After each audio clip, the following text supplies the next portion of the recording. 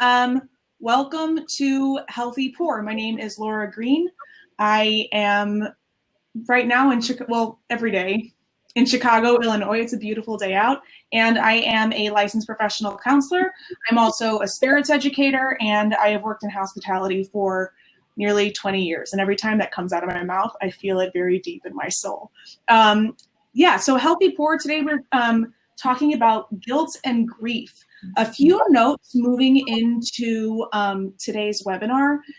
This is not therapy. This is psychoeducation. Today we're talking about, different things that you might be going through, but this is not therapy. And even though Stephanie, our guest today, and I are both licensed therapists, this is not a replacement for therapy.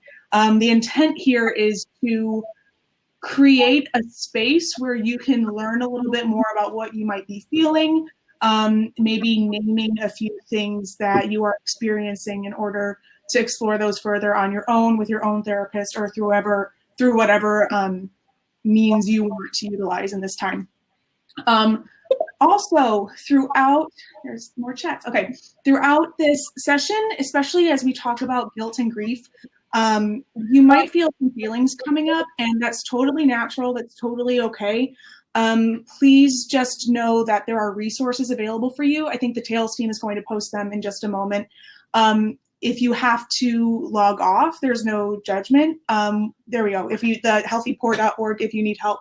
If you have to log off, there's no judgment. We will not be offended. If you need to, I encourage you to utilize those resources in this time. Also, after this, if you want to take a few minutes for yourself and just sort of chill out a little bit and explore what you felt, either through journaling, if that works for you, or just locking yourself in the bathroom for a moment and just reflecting on what we spoke about today. I encourage you to do that and take time for yourself and care for yourself after we talk about all this today. So I think that covers all of it. I have Stephanie Cold here with me, who is a friend of mine from graduate school and was a part of my clinical cohort in our final year of supervision. Stephanie is a wonderful clinician and very, very bright, and I'm so happy to have you. Can you introduce yourself and talk a little bit about what you do? Thank you, Laura. I'm really excited to be here, and it's so great to get to engage with you in this sort of format. And I just think the work you're doing here is so important and so needed right now. So just so awesome. Got it. So my name is Stephanie. I am also based here in Chicago. I am a licensed professional counselor. I work as a psychotherapist at a private practice, predominantly based in Evanston, but also with a downtown location.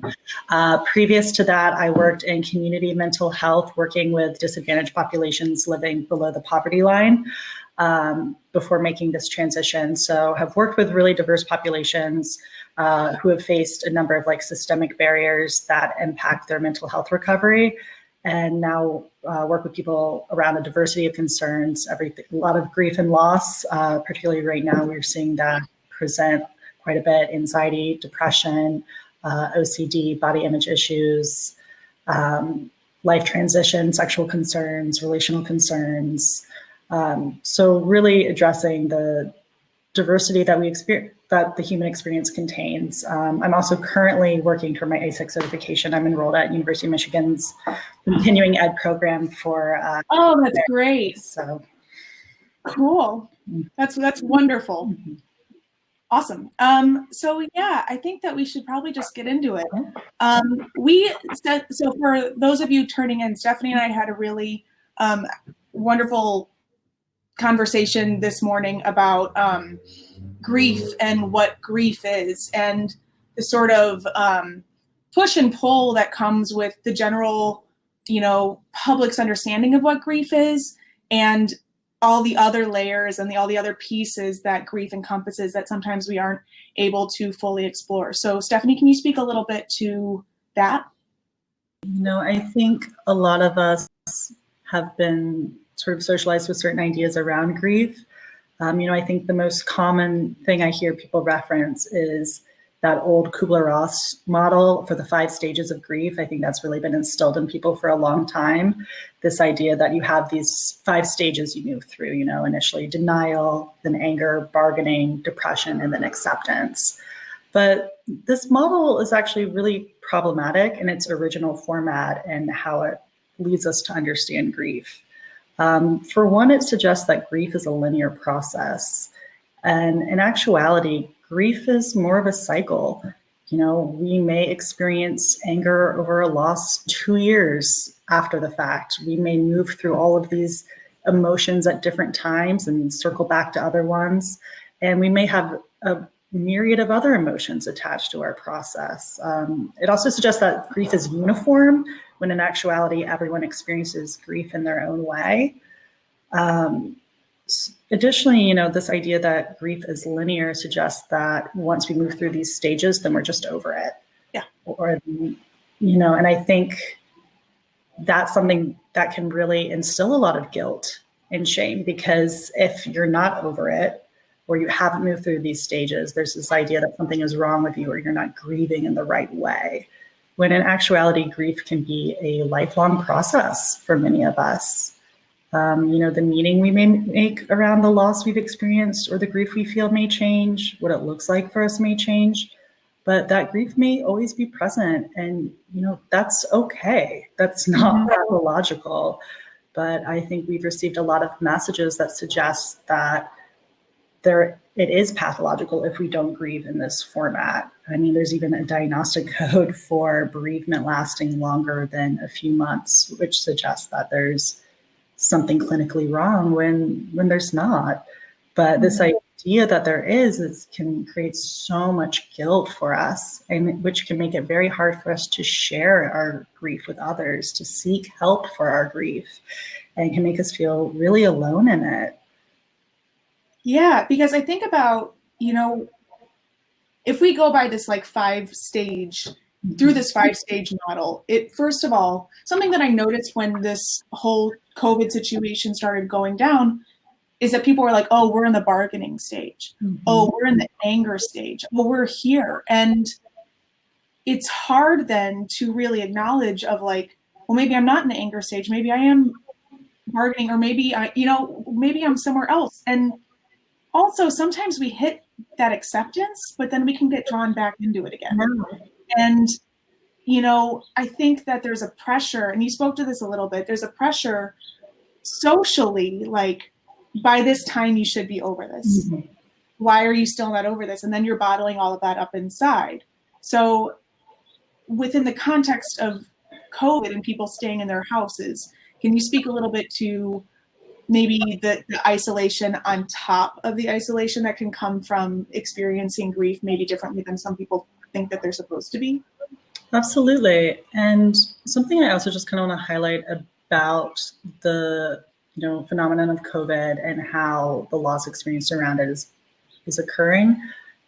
There isn't necessarily like a singular event that's occurred that we are now trying to like grieve or work through. Like, we are still in it. Like, this is an ongoing experience.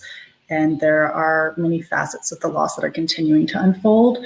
So I think that's just really important to highlight too, in thinking about like grieving and mourning a loss, because we are very much still in the process of losing. But in thinking about the isolation on top of that, you know, isolation is already something really present for people going through grief. We can feel very alone. It's hard to know how to ask for help and support. And right now, especially in this industry, this community has a really hard time with asking for help. And we have a lot of our primary coping mechanisms have been taken away at this point. And that's something we are also grieving. But the things we would normally turn to, whether healthy or unhealthy, are no longer necessarily present for us in the same way. And, you know, in thinking about some of the unhealthy things we often turn to, some of that may still be available. I think of like substance use. However, we are now doing it alone in isolation, which adds another layer of potential harm, both to our physical well-being as well as our mental well-being. something that we did talk about a few years ago, feels like a few years ago, a few weeks ago on this program was about coping and substance use. And, a common substance use within a common coping mechanism within the hospitality industry is substance use. And it's very complicated and knotted up because it's tied in with coping mechanisms of, social engagement, of, decompression after work, of, feeling connected with people who identify with what you're experiencing as well, maybe post shift or whatever, and alcohol, and loving alcohol for just the nature of how delicious it is and everything. So we've brought up coping mechanisms and losing coping mechanisms, specifically those ones, and the grief process that comes along with that. But I think that highlights now how multi-layered grief is right now. You're not only grieving not being able to see your friends, but you're grieving how your relationship with alcohol has changed right now, how your relationship with bars and restaurants and your work has changed. So that being said, then, I think if you all can check in with me who are attending, does that make sense? Does your understanding of grief make sense? Like, has it maybe changed a little bit, or is this resonating with you? It takes a few seconds for stuff to come in, because I think from here I want to move into how this specifically applies to. Hi, Alex. Cool. How this applies to hospitality and what we're experiencing in terms of job loss, identity, employment, home, like our bars and our restaurants are our homes. Yeah. Cool. Something to share real quick when thinking about like the difficulty and like with isolation and grief right now. And I think this will tie into with where you're going, is that idea of comparative suffering that you and I were talking about earlier. Having difficulty asking for help because we're minimizing our own experience, because we're saying, well, look what these people are experiencing. They've lost their job, they can't pay rent, they're suffering so much. How could I identify my own pain or speak to my own pain when these people are going through this? And it's this idea that there's like a hierarchy of pain, which there's not. I mean, pain may look differently, but one person's pain does not invalidate or negate our own. And when we have empathy for ourselves and for the loss and pain and grief we're feeling, we actually have more empathy to extend to others. And that's so important to bring up, because I just realized my windows are open. If you hear dogs barking, I apologize. But something that I found the hospitality industry is really struggling with right now is like certainly that hierarchy that's happening, but also the guilt of I do not deserve to be feeling bad right now because I'm still employed. Whereas being employed right now comes with its own challenges, or I am not supposed to feel this way because my partner is supporting me and I'm not really concerned about money. Or I have access to unemployment and a lot of my colleagues don't, so there's a lot of shame tied up in that too. And then it just, I just see it in people imploding inside of that because they're repressing that even more, which also the hospitality is really good at repressing their feelings because we're trained to. So it's really hard. How can you think of some ways to practice that sort of like self-forgiveness within the context of feeling those feelings of guilt? Yeah, and I think you just named it in that word, context. Taking a step back and looking at the context can really allow for like self-forgiveness, particularly when we do have off days or we're maybe engaging in behaviors that might speak to a little regression. Taking a step back and saying, well, what's going on for me right now? What is my situation? And like looking at the context to kind of be more gentle with ourselves for why we may not be at our best. And also being able to give voice to what we're feeling, being able to name it, not minimizing it, saying, this is what's happening for me. Because once we externalize it and name it, then we can start to try to cope with it and manage it as opposed to repressing it like you were speaking to. Yeah.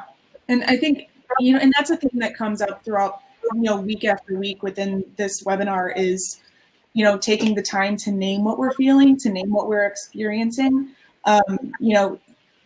That repression, that sort of like emotional, boxing, if you will, happens daily in hospitality. And, something that we've also talked about is it doesn't, like, your brain doesn't separate work from life. So then that repression and that sort of, the word starts with a C, help me, Stephanie. Compartmentalization, thank you.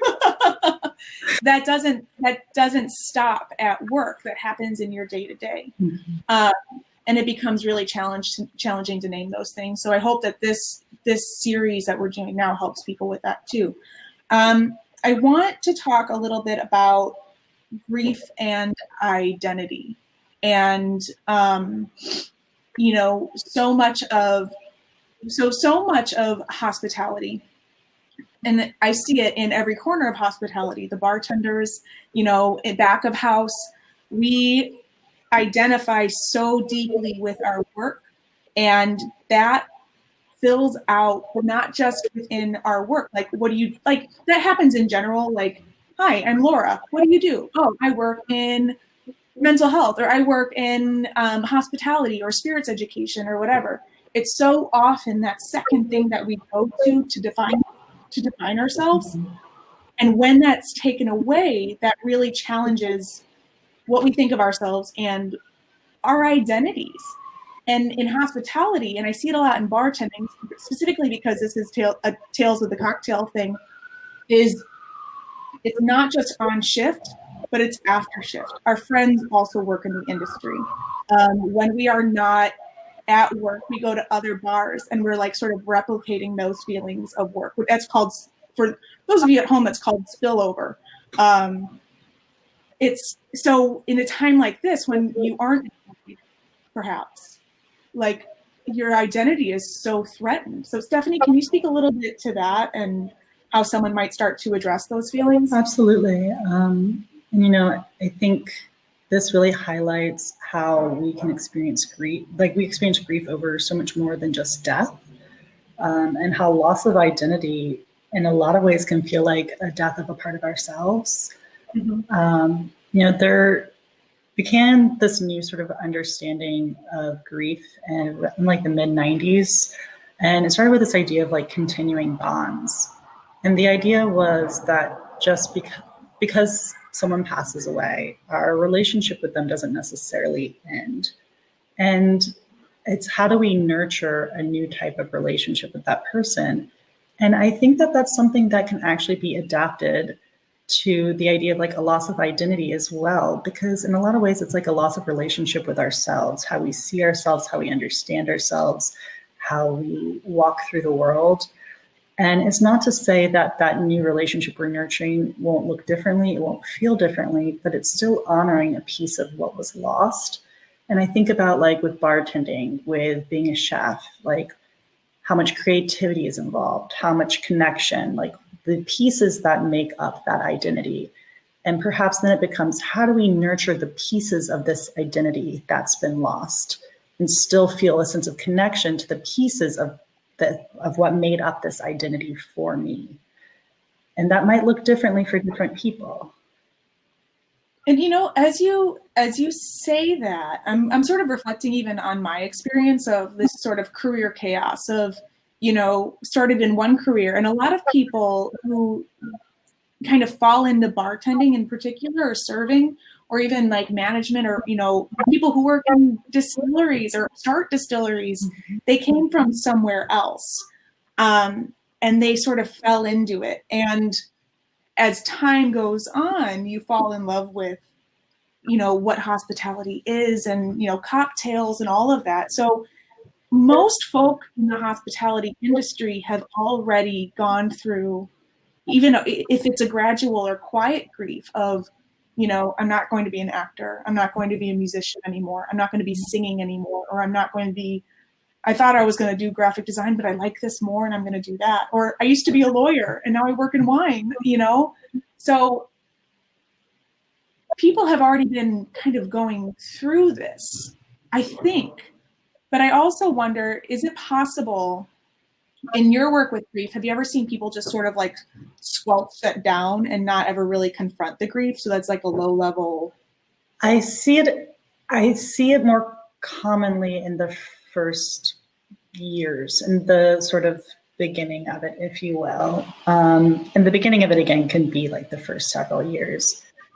But truthfully, grief has a way of eventually finding us if we don't acknowledge it, if we don't address it, if we really squelch it and bottle it up and bury it deep inside of us and try to never address it, it finds a way of rising to the surface. Our defense mechanisms eventually start to fail us, whether that's when a life challenge presents itself or there's something really activating, but it does find a way of surfacing. And if we have never allowed ourselves to address it or begin to try to make sense of it, cope with it, it can actually really draw out that significant pain that's attached to it and make it actually much harder to manage in the long term. Mm-hmm.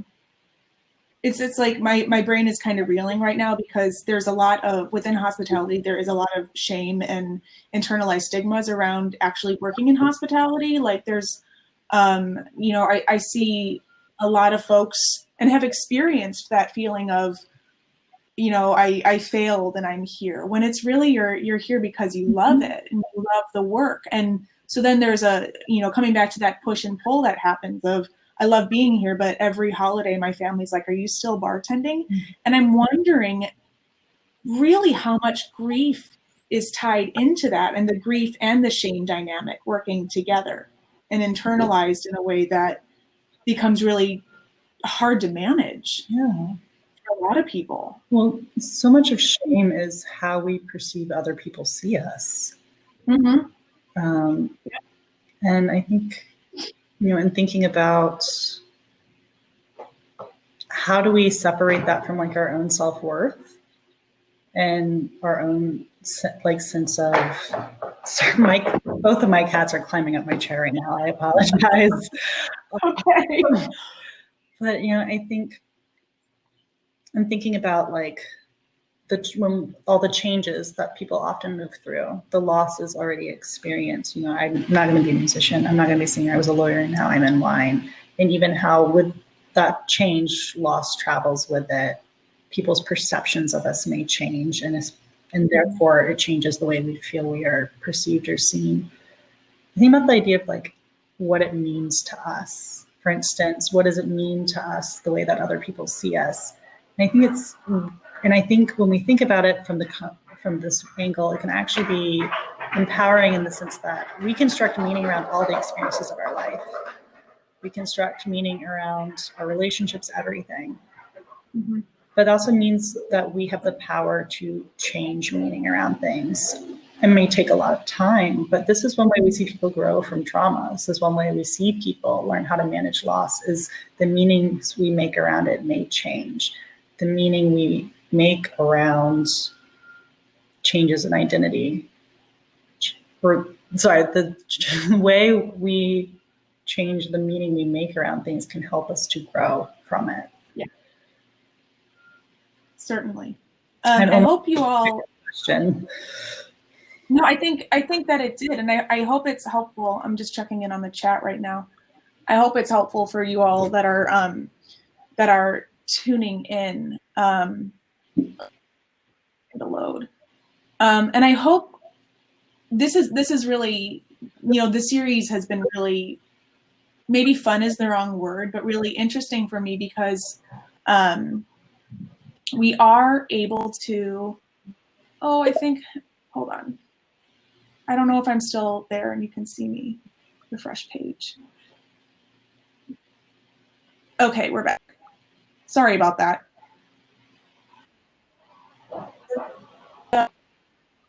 All of the through lines. It's still loading. Are you with me? I can see you. Okay, you can see it's slow.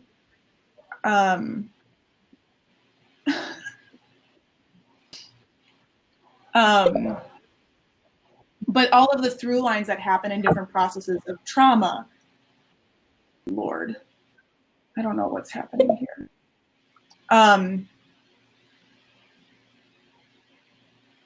Frustrated.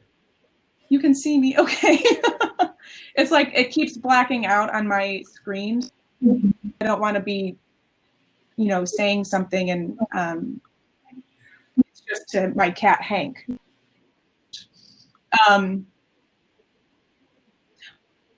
Essentially all the through lines, when we talk about trauma that is tied in with grief, when we talk about guilt, that's guilt and shame, these things that's tied in with, you know, identifying our coping mechanisms. Things are all tied together. And even though we are definitely like segmenting them in this context, I hope that you all are able to start finding those through lines, that they are all functions in a larger cognitive system that's happening to alert us that something is right or wrong or whatever. So it's not like little pieces. It's all connected together.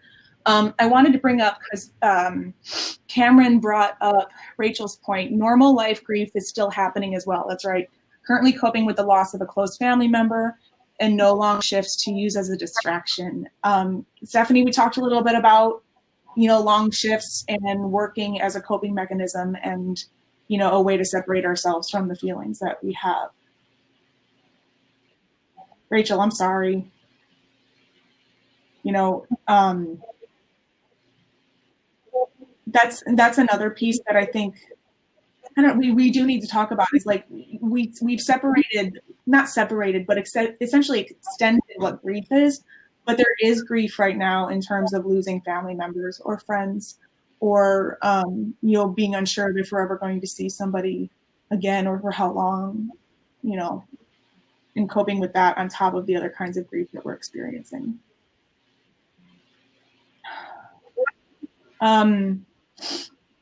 So moving, I do want to take some questions soon, but Stephanie, so a lot of the bars and restaurants that are that have employed people for a long time are now starting to announce that they are permanently closed. And this, we're seeing this in, you know, sort of corner staples of the bar industry. You know, places where people cut their teeth and, you know, essentially bloom the entire craft cocktail. And then we're also seeing neighborhood spots. Can you speak of some ways that maybe people can cope with the anxiety leading up to knowing if their place is going to be open or closed, and that sort of like that's sort of like anticipatory that starts to set in? Yeah, there's so much sitting with uncertainty right now, which is such a hard space to be in. It's really natural to be feeling a lot of anxiety around that. And I think it's really challenging and with anticipatory grief in this arena, because we still don't necessarily, like, if I'm hearing correctly, this is like for the spots that may be closing but don't know yet. So it's really up in the air. Like, I think about, when I think of like, how do we cope with this? You know, I keep coming back to connection and like reaching out for support, you know, and thinking about these places closing that people have really cut their teeth in, been at a long time. It's like losing a family system, like, because it's so much of being in hospitality, working in bars and restaurants, like you are part of this created family system, and finding ways to connect and reach out with members that are close to you of that family system, reaching out for support. You know, so much of how we cope with shame is through vulnerability and being vulnerable with people who are safe, where we can be seen, felt heard, feel accepted, have our feelings affirmed and validated. You know, I think a lot of these emotions that we're talking about today often get labeled as like bad, when in actuality, like they're not, I mean, they don't feel good by any means. They feel uncomfortable and awful and so painful, but they are natural. Like, they are natural human emotions. And why we don't necessarily want to feel them, it's okay that you're feeling them. And And finding ways to seek support in order to cope with them, I think, is really, really important. And and being able to connect with people who are feeling similar can help us to feel less alone in it. Mm-hmm. And last night, oh my gosh, last week we talked about having conversations with friends and family about mental health, and foundationally talking about normalizing conversations around mental health. And I think this is a nice point to reiterate that these conversations around mental health don't have to be about the most extreme things that we're experiencing. They can be quiet pieces that, that sort of like that lingering, almost dull grief that we're all experiencing, and then maybe even like vocalizing the ups and downs of it to your friends and family, because somebody might not need to hear that. Someone might be like, oh man, me too. Like, I feel that. And there's so much power in that. Yeah, and also that creates that sense of community. Something that is so extraordinary about hospitality is that we are this big woven net of really compassionate, generally, and caring human beings who are made their life out of wanting to help people, wanting to ensure that people are cared for. And, there are barriers certainly to the hospitality industry utilizing that net that we've built. And I think now is certainly an opportunity that people can start to practice doing that a little bit more. People at home, I say that, I've said that 3 times, and we're all at home. I don't know why I keep saying that. Oh my Lord. People, does anyone have any questions about guilt and grief, or is there anything, there's a question, anything that you want us to touch on that maybe we haven't? Because it is broad.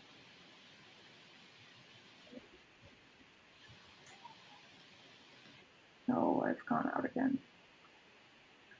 So the question is, how do we start identifying our emotions if we're unsure how to do that, especially as industry folk who are accustomed to suppressing our feelings and not putting words on them? Sure. It's a great question. I think this is really raising a great point. Many of us don't really have an extended emotional vocabulary. It's not something that's really, at least in American culture, something that we're raised with.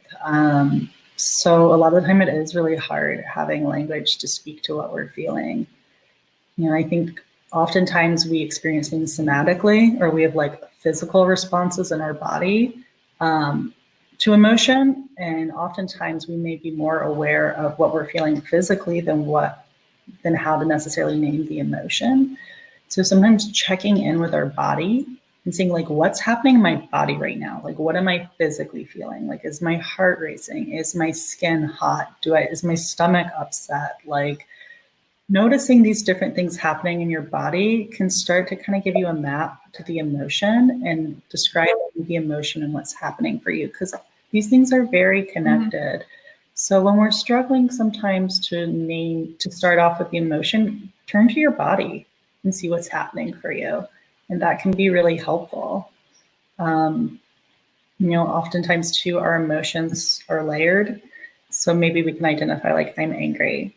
Okay, let's explore that anger. Maybe if you're someone who finds writing helpful, writing out all of the things you feel attached to your anger and diving into that, kind of exploring what feels attached to these things that I wrote down that are attached to the anger, and kind of creating like an emotional map of what's happening for you. And that can start to help us begin to have a better understanding and language for how to describe what's happening for us.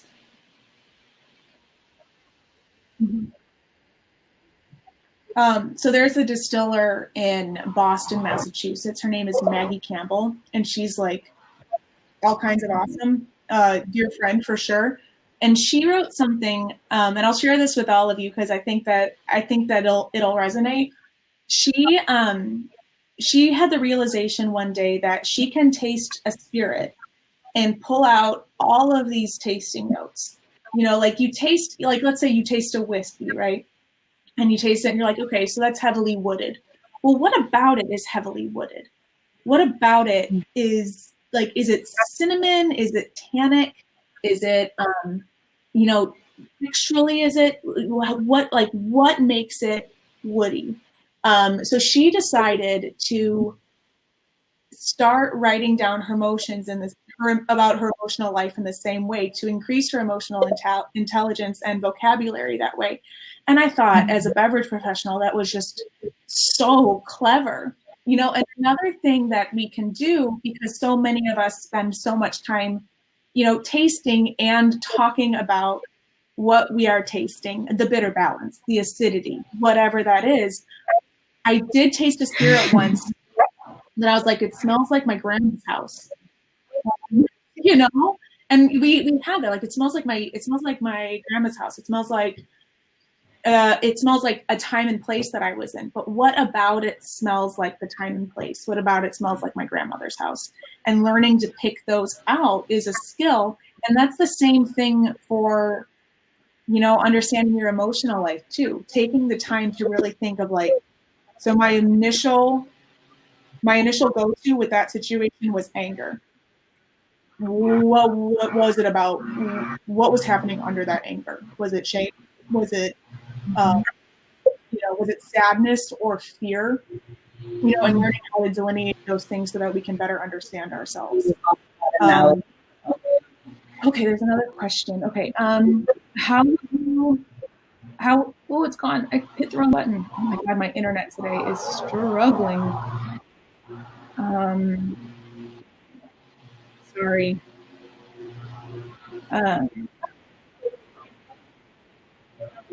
How would you advise someone to speak with your family members who all have different responses to our loss of a family member without question. triggering them or yourself? That's a great question. You know, the first thing that comes to my mind, and I know this is such a hard thing for so many people, including myself, this is something I really struggle with, but we are not responsible for other people's emotions. We want to be mindful of course, like triggering and, you know, being mindful of like language in the sense of like trying to steer clear of like severe or harsh language, but we are not responsible for other people's emotions, and we can't rescue or protect other people from their emotions. And I think that that's just like a really important thing to remember when considering how to navigate situations in which we are not the only one impacted by a loss. But I know that that's a really hard thing to practice.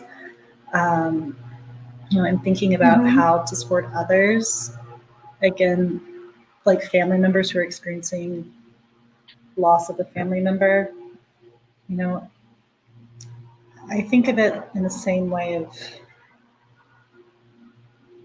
when there's a loss of a family member, there's not really like a right thing to say in the sense that like there's no sentence in the world out there that someone can say and it's gonna be like, that just made it all better. You know, people are going to hurt. People are going to feel the grief. So how do we sit with one another in it? And I once heard this said about compassion, and I think it's a really beautiful way of putting it. Compassion is being able to know our own darkness well enough that we can sit in the dark with others. And so much of being compassionate with people close to us through loss is being able to sit in it and hold that space together.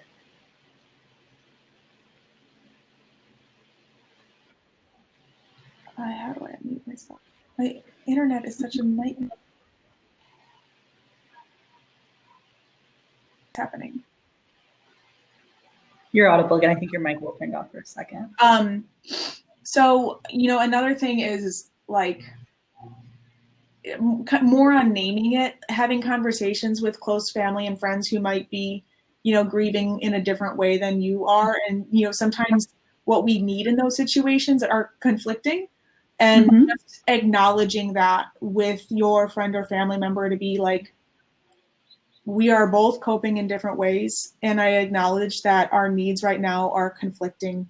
What can we do, especially if you're sharing a space right now?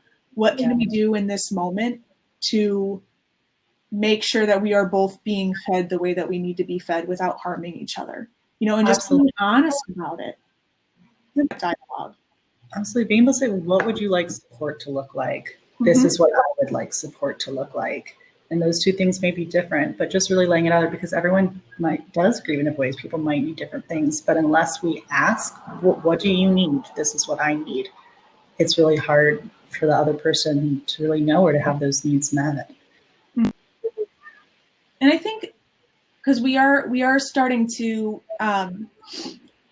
we're starting to hit that time right now, and I just want to acknowledge with everybody tuning in that the anxiety level was a little bit higher than usual with this conversation. And I just want to check in. Lola, can we put up another poll to check in again with everybody on how they're doing? Because I know that talking about things like grief and guilt and shame are especially inciting. Like that does bring up a lot, because within feeling shame, there's additional shame that we feel shame. So then it's compounded and really hard to cope with in that moment. Stephanie, can you think of some ways that people might be able to de-escalate themselves right now? Yeah, so I know everyone copes in different ways, but in thinking about how can we feel grounded right now, practicing some mindfulness, tuning into observation. That may be, and that's something you can do wherever you are.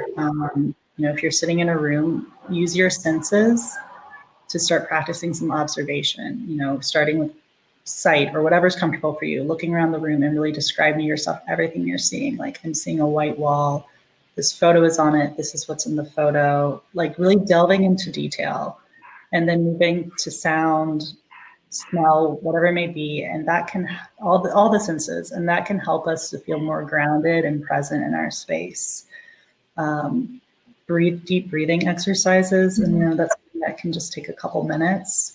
If you want to pair it with muscle relaxation, for people who aren't familiar with that, that's essentially just doing a scan starting from your feet up to your head, where you focus on like your feet. You may clench them, release them as you breathe deeply.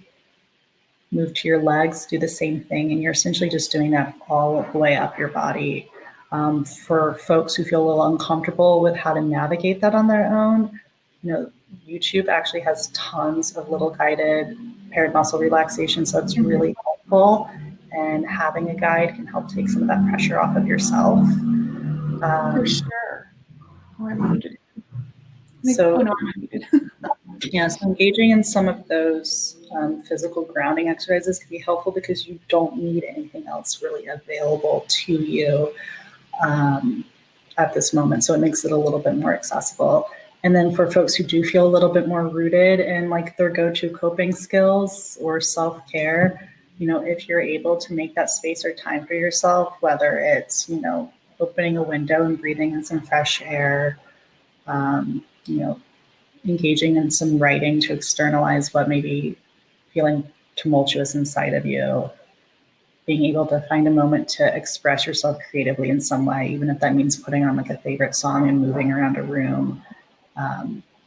Just really carving out that time, even if it's just like 10 minutes for yourself. And something I'll share with you all, something that it's right along the lines of what you were saying, Stephanie, is if I start to feel myself escalating and elevating, that usually goes hand in hand that my breathing has become really shallow and faster. So what I'll do is consciously slow down my breathing, and those initial first moments of slowing it down are just like when the roller coaster is about to go. Yeah. But you know what I mean? You're just like, but then once I really start slowing it down, I feel my anxiety start to drop as well. And then I start to feel tension in my body releasing. And it's like, and you don't have to be super yogic or whatever to be experiencing those things. Like, those are physiological responses to stress and anxiety. Absolutely. And totally normal, they're functioning for a reason that way. So acknowledging like, oh, okay, you're going to feel it in your stomach, you're going to feel it in different parts of your body. But, even taking the time to name those things as well, that's helpful in understanding what your emotional needs are in that moment as well. So Steve asked, are there relief funds for the hospitality industry? I see Alex is replying. There are quite a few right now. Regionally, there are some. I know that there's one in Chicago called CompTab through support staff. Different areas. There's another one up in Seattle. Different areas have different GoFundMe's, and then there's also larger ones like through the USPG. I'm not sure where you're from, Steve, but they definitely do exist. I'm trying to think of where. Restaurant Workers Community Foundation Relief Fund. Another Round, Another Rally is a great one. That's a lot of brands are putting a lot of money into that. ComTab with support staff. James Beard Foundation. Those are Alex. Thank you. Those are all. That it's a great start. And also knowing that relief funds, they're really challenging right now because so many people need relief. And it is hard to. More people need relief than people have to give relief right now. So I know that there's a lot of organizations that are struggling with raising enough money, as well as giving enough to make a dent in somebody's experience right now. But yeah, thank you so much, everybody. We're about a minute over. Take care of yourself today. Take some time to just check in with yourself. Take a few laps around your apartment. If you have a cat, pet your cat, pet your dog. Maybe have a conversation with your roommate or family member if that's a safe situation for you about what you learned today. Have dialogue with friends that you're comfortable talking about this with, and start to work on expanding your comfort in having conversations around grief and loss and the guilt and shame that is inherently tied in with that. Stephanie, thank you so much. Thank you. I'm so happy. So good to see you. I mean, I would like it to be in person. Yeah, likewise. I'm really excited that I was able to meet with you today and we were able to have this conversation. It was hard. All of it, I was feeling that anxiety surface at points. Yeah, It's a really heavy topic, but it's an important one. It's an important dialogue to be having. And again, I'm just think the work you're doing here is so important, and I'm so happy that I got to be a part of it even for a little bit today. So thank you. Thank you for taking the time. And I just heard a cat. And everybody everyone have a wonderful day. Hope to see you next week, where we will be talking about